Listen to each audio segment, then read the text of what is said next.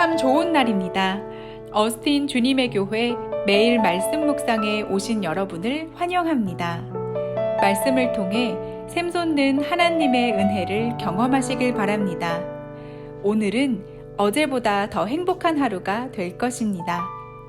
안녕하세요, 성도 여러분. 2022년 1월 6일 목요일 말씀 묵상 시작하도록 하겠습니다. 오늘 본문 말씀은요, 누가복음 1장 76절에서 80절까지 보겠습니다. 누가복음 1장 76절에서 80절까지입니다. 같이 함께 읽겠습니다. 이하여 내가 지극히 높으신 이의 선지자를 일컬음을 받고 주 앞에 앞서가서 그 길을 준비하여 주의 백성에게 그 죄사함으로 말미암은 구원을 알게 하리니 이는 우리 하나님의 긍휼로 인함이라. 이로써 돋는 해가 위로부터 우리에게 임하여 어둠과 죽음의 그늘에 앉은 자에게 비치고 우리 발을 평강의 길로 인도하시리로다 하니라. 아이가 자라매 심령이 강하여지며 이스라엘에게 나타난 날까지 빈들에 있으리라. 여러분, 신년 은혜 주음 집회 잘 참석하고 계시죠? 예. 오늘 저녁에는요, 손경민 목사님께서 말씀을 전해주시고 또 찬양과 함께 귀한 시간들을 보내게 될 것입니다. 손경민 목사님은요, 우리가 요즘 많이 부르는 찬양, 은혜라는 찬양, 그 찬양, 또 행복이라는 찬양, 지난주에 제가 설교 마지막에 여러분들에게 소개했던 찬양이죠. 얼마 전에 저희 교회 구역에서 불렀던 찬양입니다. 행복. 이것이 행복이라호. 세상이 알 수 없는 하나님 선물. 이것이 행복이라호. 하나님의 자녀로 살아가는 것. 이것이 행복이라호. 이 찬양 제가 지금 담임 목사로서 여러분들이 꼭 오늘 저녁 집회에 참여하게 하고 싶어서 이렇게 노래까지 불렀습니다. 그럼에도 불구하고 참여하지 않기 없기 여러분 꼭 참여해 주시길 바랍니다. 여러분 자녀들이 태어날 때 여러분 어떻습니까? 저는 제 아들이 태어날 때 그 당시에는요, 아들 딸 성에 대해서 얘기를 하지 않았습니다. 병원에서 그게 법적으로 그렇게 하지 못하게 했었습니다. 그러다 보니까 아들인지 딸인지 늘 궁금했습니다. 아내가 진통을 시작해서 토요일 밤에 들어가서 이제 병원에 들어가 있는데 주일 아침이 되도록 아이가 나오지 않는 거예요. 그 당시에 제가 평신도로서 교회 성가대를 지휘자를 하고 있었기 때문에 교회에서 지휘를 해야 되는 상황이라서 교회에 와서 산부 예배를 지휘를 하고 예배 시간에 앉아 있는데 계속 목사님 설교는 안 들리고 그게 참 궁금했어요. 아들일까 딸일까. 그런데 제가 이렇게 앞을 쳐다보고 있는데 그때가 맥주 감사절이었습니다. 한국 교회는 보통 그 당시에 우선 감사절 때 앞에 이렇게 큰 사인을 붙여놓지 않습니까?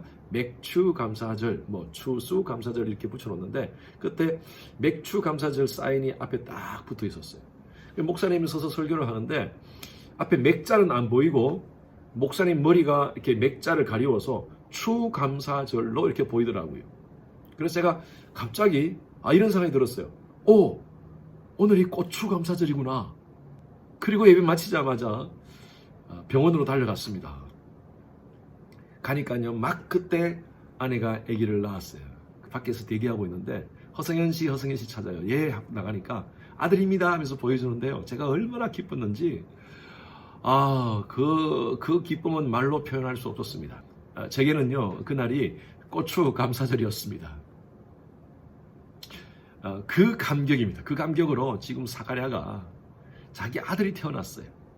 엘리사벳 자기 아내가 아기를 가질 수 없는 그런 상황임에도 불구하고 하나님께서 천사를 통하여 아기를 놓을 수 있다라고 얘기했을 때 이 사가랴가 웃었습니다. 설마 우리 아내가 아기를 놓을 수 없는 사람인데 어떻게 아기를 놓을 수 있냐.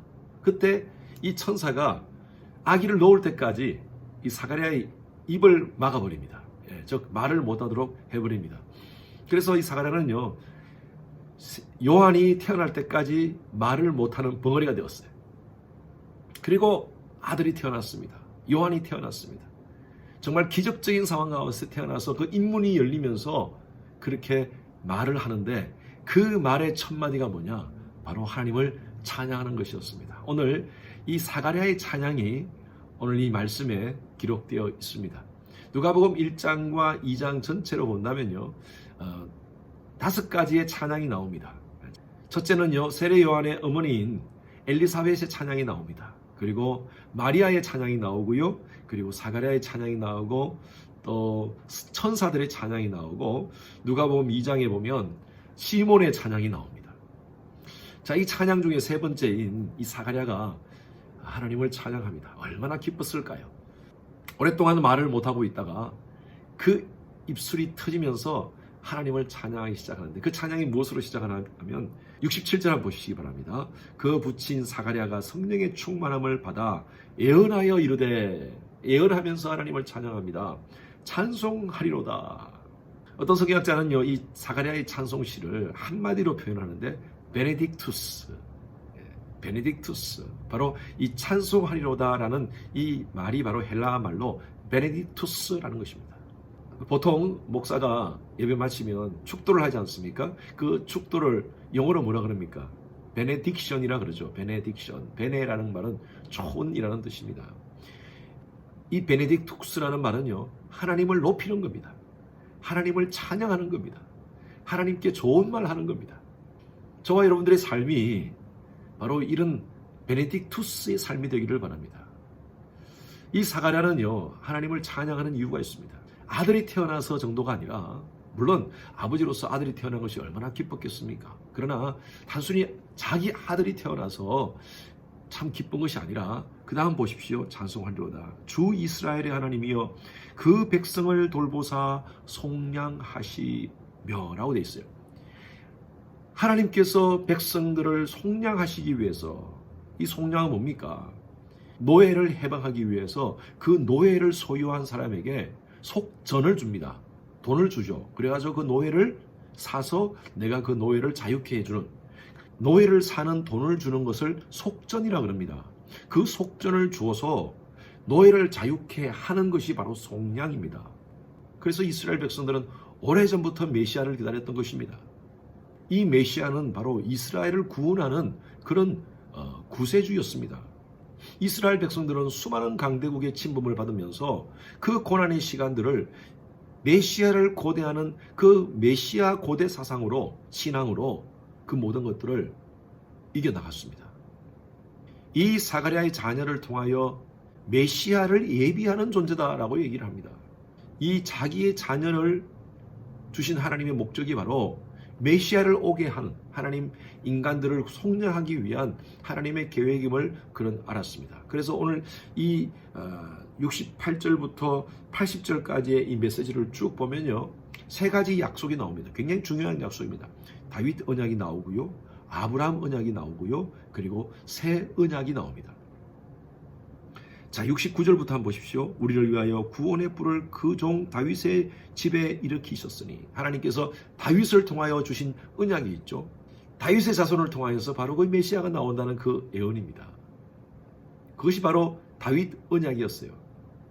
72절 보십시오. 우리 조상을 긍휼히 여기시며 그 거룩한 언약을 기억하셨으니 곧 우리 조상 아브라함이 하신 맹세니라.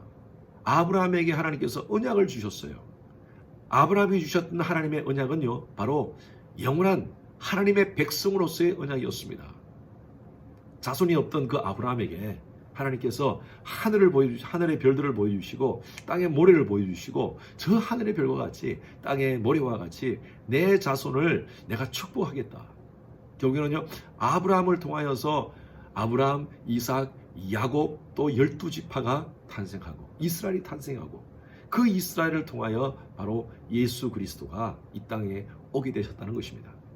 예수 그리스도는 단순한 이스라엘을 위한 그런 메시아로 오시는 것이 아니라 온 인류를 위한 구원자로 이 땅 가운데 오신다. 이것이 바로 하나님의 새 언약이었습니다. 그것이 76절부터 나왔습니다.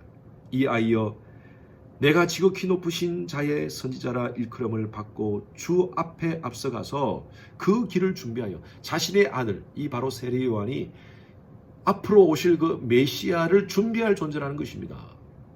그래서 6개월 먼저 이 세례 요한이 태어나는 거죠. 그런데 그 오실 메시아가 누구시냐? 77절에 주의 백성에게 그 죄사함으로 말미암은 구원을 알게 한다. 바로 그 메시아는 온 인류를 위한 구원자로 이 땅 가운데 오셔서 79절 보십시오. 어둠과 죽음의 그늘에 앉은 자에게 비치고 우리 발을 평강의 길로 인도하시리로다. 이 사가랴는요, 자기 아들을 통하여서 앞으로 오실 그 메시아를 소개하고 있습니다. 어둠과 죽음의 그늘에 앉은 자들을 평강의 길로 인도할 그 메시아. 그래서 이 사가랴는 자기 아들의 탄생도 기뻐하지만, 그러나 자기 아들이 바로 곧 오실 메시아를 예비할 자임을 알고 곧 오실 메시아를 기뻐하면서 베네딕투스를 외치고 있습니다.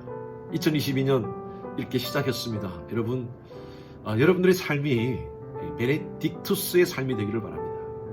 비록 우리가 굉장히 불확실성의 시기를 지금 보내고 있지만, 그러나 분명히 하나님께서는 하나님의 백성과 함께 하시고 어둠과 죽음의 그늘에 앉은 자들을 평강의 길로 인도하실 그 하나님이심을 우리가 믿고, 이 한 해도 베네딕투스, 하나님을 찬양하며 하나님을 예배하며, 우리가 얼마 전에 민호기 목사가 그렇게 그 메시지 가운데 그렇게 얘기했지 않습니까? 교회에서도 하나님 찬양, 골방에서부터 열방까지, 우리의 가정에서도 하나님 찬양, 그리고 열방을 향하여 우리의 삶의 터전에서 베네딕투스, 하나님을 찬양하는 그런 베네딕투스의 2022년에 이 한 해가 되시기를 주님의 이름으로 축원합니다. 함께 기도하겠습니다. 하나님 아버지, 감사합니다. 하나님, 이 한 해도 어떤 상황 속에서도 어떤 환경 속에서도 이 사가랴와 같이 베네딕투스, 하나님을 찬양하며 하나님을 예배하며 하나님의 이름을 높이며 살아가는 저희들의 이 한 해가 되게 하여 주시옵소서.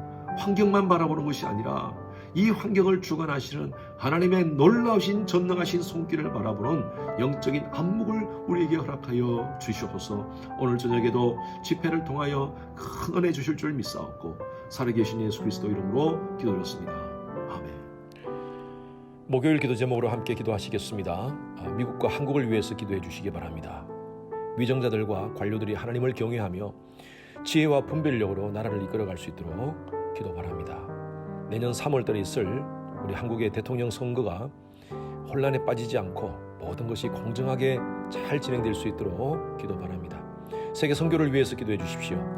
우리 교회가 섬기는 우리 10분의 선교사님들 안전과 건강 지켜주시도록 하루속히 모든 선교 사역이 정상화될 수 있도록 기도 바랍니다. 우리 선교사님들을 위해서 기도하시되, 오늘은 윤성철 선교사님, 김영수 간사님, 김영섭 선교사님을 위해서 함께 기도하시겠습니다.